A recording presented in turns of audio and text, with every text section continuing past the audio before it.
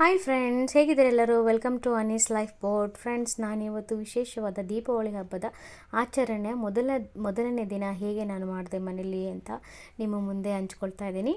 ನೋಡಿ ಫ್ರೆಂಡ್ಸ್, ಮೊದಲನೇ ದಿನ ಬಂದು ದೀಪಾವಳಿಯಲ್ಲಿ ಧನ್ವಂತರಿ ಮತ್ತು ಕುಬೇರಸ್ವಾಮಿ ತ್ರಯೋದಶಿ ಅಂತಾರೆ. ಈ ದಿನದಲ್ಲಿ ನಾವು ದೇವ್ರ ಮಂಟಪ ಎಲ್ಲ ನಾನು ಕ್ಲೀನ್ ಮಾಡಿಕೊಂಡು ಲಕ್ಷ್ಮೀ ಕುಬೇರ ಸ್ವಾಮಿ ಅವರಿಗೆ, ಧನ್ವಂತರಿ ದೇವರಿಗೆ ಇಷ್ಟ ಆಗುವಂಥ ಎಲ್ಲ ಥರದ ರಂಗೋಲಿಗಳನ್ನ ಹಾಕ್ಕೊಂಡು ಸಿದ್ಧತೆ ಮಾಡ್ಕೊಂಡಿದ್ದೀನಿ. ದೇವರ ಪೂಜೆಗೆ ಬೇಕಾಗುವಂಥ ಎಲ್ಲ ಸಾಮಾನುಗಳನ್ನು ನಾನು ರೆಡಿ ಮಾಡಿಟ್ಕೊಂಡಿದ್ದೀನಿ. ನೋಡಿ ಫ್ರೆಂಡ್ಸ್, ಈ ಥರ ನಾನು ರಂಗೋಲಿಗಳನ್ನ ಹಾಕ್ಕೊಂಡಿದ್ದೀನಿ. ದೇವರಿಗೆ ರಂಗೋಲಿ ಅಂದರೆ ತುಂಬ ಇಷ್ಟ, ಲಕ್ಷ್ಮೀ ದೇವರಿಗೆ. ಈ ದಿನ ದೀಪಾವಳಿ ಅಂದರೆ ಲಕ್ಷ್ಮೀ ಪೂಜೆ. ನೋಡಿ ಫ್ರೆಂಡ್ಸ್, ಈ ಥರ ನನ್ನ ಪೂಜೆ ನಡೆದಿದೆ. ನೋಡಿ, ಏನು ದೀಪಾರಾಧನೆಗಳನ್ನು ಜಾಸ್ತಿ ನಾನು ಮಾಡಿದ್ದೀನಿ. ದೀಪಾವಳಿ ಹಬ್ಬ ಅಂದ್ರೆ ದೀಪಗಳ ವಿಶೇಷತೆ ಇರುತ್ತೆ. ಈ ದಿನದಲ್ಲಿ ನಾನು ಕುಬೇರಸ್ವಾಮಿಯವರಿಗೆ ಮತ್ತು ಮನೆ ದೇವರಿಗೆ ದೀಪ ಹಚ್ಚಿದ್ದೀನಿ. ನೋಡಿ, ಕಳಶ ಬಂದು ನಮ್ಮ ಮನೆ ದೇವರು, ಅದಕ್ಕೆ ದೀಪ ಹಚ್ಚಿದ್ದೀನಿ. ಮತ್ತು ಗಂಗೆ ಪೂಜೆ ಮಾಡಿದ್ದೀನಿ. ಮತ್ತು ಇಲ್ಲಿ ಬಂದು ಕುಬೇರಸ್ವಾಮಿಯವರ ಅಲಂಕಾರ ಮಾಡಿ ಪೂಜೆ ಮಾಡಿ ನೈವೇದ್ಯ ಇಟ್ಟಿದ್ದೀನಿ. ಮತ್ತು ಕುಬೇರಸ್ವಾಮಿಯ ದೀಪ ಹಚ್ಚಿಟ್ಟಿದ್ದೀನಿ. ಈ ದೀಪ ಬಂದು ಲಕ್ಷ್ಮೀ, ಸರಸ್ವತಿ ಮತ್ತು ಗಣಪತಿ ದೀಪ ಅದು. ಮತ್ತು ಧನ್ವಂತರಿ ಅವರಿಗೆ ಸಹ ನಾನು ದೀಪಾರಾಧನೆಯನ್ನು ಮಾಡಿದ್ದೀನಿ. ಧನ್ವಂತರಿ ದೇವರು ಅಂದರೆ ಆರೋಗ್ಯ ಮತ್ತು ನಮಗೆ ಆರೋಗ್ಯ ಮತ್ತು ಆಯಸ್ಸನ್ನು ಹೆಚ್ಚಿಸೋದು. ನಾರಾಯಣ ಸ್ವಾಮಿಯ ಇನ್ನೊಂದು ಅವತಾರ ಧನ್ವಂತರಿ ಅವತಾರ.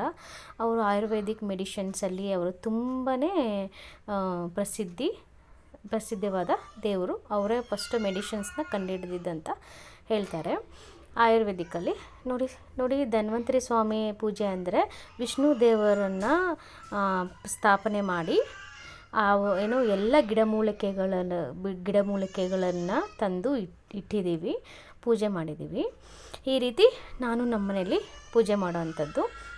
ಇಲ್ಲಿ ಲಕ್ಷ್ಮೀ, ಗಣಪತಿ ಮತ್ತು ಸರಸ್ವತಿಯವರ ವಿಗ್ರಹಗಳಿಗೆ ಅಭಿಷೇಕಗಳೆಲ್ಲ ಮಾಡಿ ಅವರ ಅಲಂಕಾರ ಮಾಡಿ ದೀಪಾರಾಧನೆ ಮಾಡಿದ್ದೀನಿ. ಇಲ್ಲಿ ಬಂದು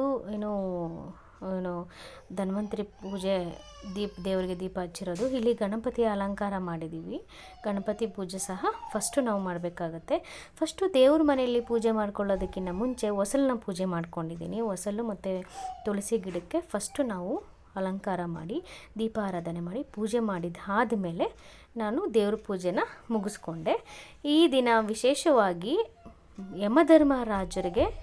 ಯಮಧರ್ಮ ದೇವರಿಗೆ ನಾವು ಪೂಜೆ ಮಾಡ್ತೀವಿ.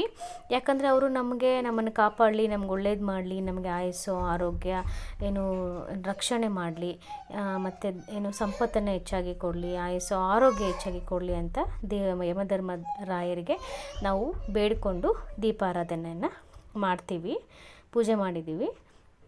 ಇಷ್ಟು ಪೂಜೆಗಳು ನಾನು ಈ ಮೊದಲನೇ ದಿನದಲ್ಲಿ ಮಾಡಿದ್ದೀನಿ. ಅದನ್ನೆಲ್ಲ ನಿಮ್ಮ ಜೊತೆ ನಾನು ಹಂಚ್ಕೊಂಡಿದ್ದೀನಿ. ನೋಡಿ, ಯಾವ್ಯಾವ ದೇವ್ರಿಗೆ ಯಾವ ರೀತಿ ದೀಪ ಹಚ್ಚಬೇಕು ಅಂತ ನಾನು ವಿಡಿಯೋದಲ್ಲಿ ಆಲ್ರೆಡಿ ನಿಮಗೆ ತೋರಿಸಿದ್ದೀನಿ.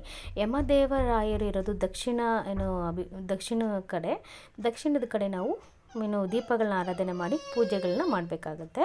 ಮತ್ತು ಕುಬೇರ ಸ್ವಾಮಿಯವರ ಪೂಜೆಯನ್ನು ಮಾಡಬೇಕಾಗತ್ತೆ, ಅವ್ರಿಗೆ ದೀಪ ಹಚ್ಚಬೇಕಾಗತ್ತೆ.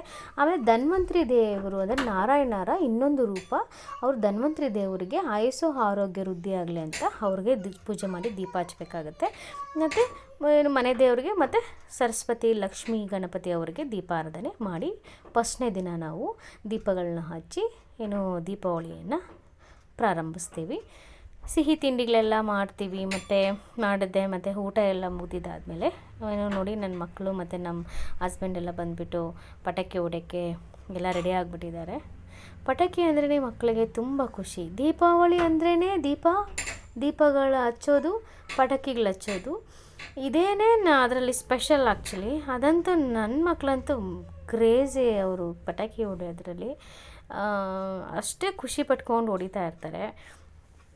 ಆಮೇಲೆ ಇನ್ನೊಂದು ಏನಂದರೆ, ಎಲ್ಲ ಹಬ್ಬ ಒಂದು 2 ದಿನ ಇರುತ್ತೆ, ಮತ್ತು 1 ದಿನ ಇರುತ್ತೆ. ಬಟ್ ದೀಪಾವಳಿ ವಿಶೇಷವಾಗಿ ಕಂಟಿನ್ಯೂಸ್ ಆಗಿ 4 ದಿನ 5 ದಿನ ಇರುತ್ತೆ.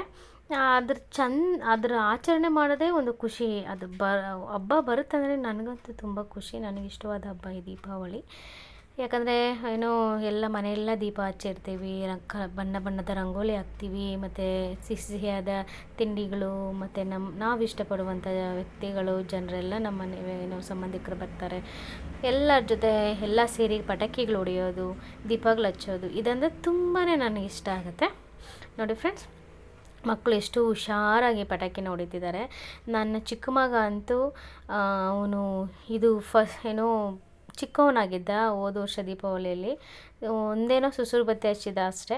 ಈ ವರ್ಷ ಅಂತೂ ಅವನು ತುಂಬಾ ಸುಸುರು ಬತ್ತಿಗಳನ್ನ ಹಚ್ಚಿದ. ಅವನಿಗಂತಲೇ ನಾವು ಜಾಸ್ತಿ ಸುಸುರು ಬತ್ತಿ ತಂದಿದ್ದೆ ನಾನು. ಚಿಕ್ಕವನಾಗಿರೋದ್ರಿಂದ ಅದೊಂದೇ ಅವನ ಕೈಲಿ ಹಚ್ಚೋಕ್ಕಾಗೋದು. ನೋಡಿ ಎಷ್ಟು ಖುಷಿಯಾಗಿ ಭಯನೇ ಪಡೆದಿರ ಹುಷಾರಾಗಿ ಸುಟ್ಟ ಅವನು ಪಟಾಕಿನ. ಮತ್ತು ನನ್ನ ದೊಡ್ಡ ಮಗ ಅಂತೂ ಎಲ್ಲ ಥರದ ಪಟಾಕಿನ ಅವರಪ್ಪ ಜೊತೆ ಸೇರಿಕೊಂಡು ಹಂಚ್ಕೊಂಡು ಫುಲ್ ಖುಷಿಯಾಗಿ ಪಟಾಕಿನ ಹಂಚ್ಕೊಂಡು ದೀಪಾವಳಿ ಎಂಜಾಯ್ ಮಾಡ್ದ ಈ ಸತಿ. ನಮ್ಮ ಹಸ್ಬೆಂಡ್ ಅಂತೂ ಇಬ್ಬರು ಮಕ್ಕಳನ್ನ ಸೇಫಾಗಿ ನೋಡ್ಕೊಳ್ಳೋದೆ ಅವ್ರ ಡ್ಯೂಟಿ. ನೋಡಿ ಬಕೆಟ್ ಕೂಡ ಇಟ್ಕೊಂಡಿದ್ದಾರೆ. ಸುಸುರು ಬತ್ತಿ ಆರಿದ ತಕ್ಷಣ ನೀರೊಳಗೆ ಹಾಕೋಕ್ಕೆ ಅದರಲ್ಲಿ ನೀರು ಸಹ ಇಟ್ಕೊಂಡಿದ್ದಾರೆ. ಈ ಥರ ಎಲ್ಲರೂ ಸೇಫಾಗಿ ಎಂಜಾಯ್ ಮಾಡಿ ಹಬ್ಬನ. ಯಾಕಂದರೆ ಬೆಂಕಿ ಅತಿಯಾಗಿ ನಾವು ಏನಾದರೂ ಮಿಸ್ಯೂಸ್ ಮಾಡಿದ್ರೆ ಅದು ನಮಗೆ ಹಾನಿ ಆಗೋದು ಚಾನ್ಸಸ್ ಇರುತ್ತೆ. ಸೇಫಾಗಿ ಹ್ಯಾಪಿಯಾಗಿ ಖುಷಿಯಾಗಿ ಎಲ್ಲರೂ ಎಂಜಾಯ್ ಮಾಡೋಣ. ಈ ರೀತಿ ನನ್ನ ಮನೆಯಲ್ಲಿ ಈ ವರ್ಷ ದೀಪಾವಳಿ ಮೊದಲನೇ ದಿನ ಆಚರಣೆ ಆಯಿತು. ಇನ್ನು ಸೆಕೆಂಡ್ ಡೇ ಎರಡನೇ ದೀಪಾವಳಿ ದಿನದಲ್ಲಿ ನಾನೇನೇನು ಮಾಡಿದೆ ಅಂತ ನೆಕ್ಸ್ಟ್ ವಿಡಿಯೋದಲ್ಲಿ ನಾನು ನಿಮ್ಮ ಜೊತೆ ನಾನು ಹಂಚ್ಕೊಳ್ತೀನಿ ಫ್ರೆಂಡ್ಸ್. ಈ ವಿಡಿಯೋ ನಿಮಗಿಷ್ಟ ಆಗಿದ್ದರೆ ದಯವಿಟ್ಟು ಲೈಕ್ ಮಾಡಿ, ಬೇಗ ಸಬ್ಸ್ಕ್ರೈಬ್ ಮಾಡ್ಕೊಳ್ಳಿ, ನಿಮ್ಮ ಫ್ಯಾಮಿಲಿ ಫ್ರೆಂಡ್ಸ್ ಎಲ್ಲರ ಜೊತೆ ಶೇರ್ ಮಾಡಿ, ಲೈಕ್ ಮಾಡಿ. ಈ ವಿಡಿಯೋದಲ್ಲಿ ನಿಮಗೆ ಏನಾದರೂ ಇಷ್ಟ ಆಗಿದ್ದರೆ ನಿಮ್ಮ ಅಭಿಪ್ರಾಯನ ದಯವಿಟ್ಟು ಕಮೆಂಟ್ ಮಾಡಿ. ನಾನು ಎಲ್ಲರಿಗೂ ರಿಪ್ಲೈ ಕೊಡ್ತೀನಿ. ನೆಕ್ಸ್ಟು ವಿಡಿಯೋ ನಾನು ಅಪ್ಲೋಡ್ ಮಾಡ್ತೀನಿ, ದೀಪಾವಳಿ ಸೆಕೆಂಡ್ ಡೇ ಸೆಲೆಬ್ರೇಷನ್ ಅಂತ. ದಯವಿಟ್ಟು ಆ ವಿಡಿಯೋನು ನೋಡಿ, ನಿಮ್ಮ ಸಹಕಾರ ನನ್ನ ಜೊತೆ ಇರಲಿ. ಈ ವಿಡಿಯೋ ನಿಮ್ಗೆ ಇಷ್ಟ ಆಗಿದ್ದರೆ ಲೈಕ್, ಶೇರ್, ಕಮೆಂಟ್ ಮಾಡೋದನ್ನ ಮರಿಬೇಡಿ. ಬಾಯ್.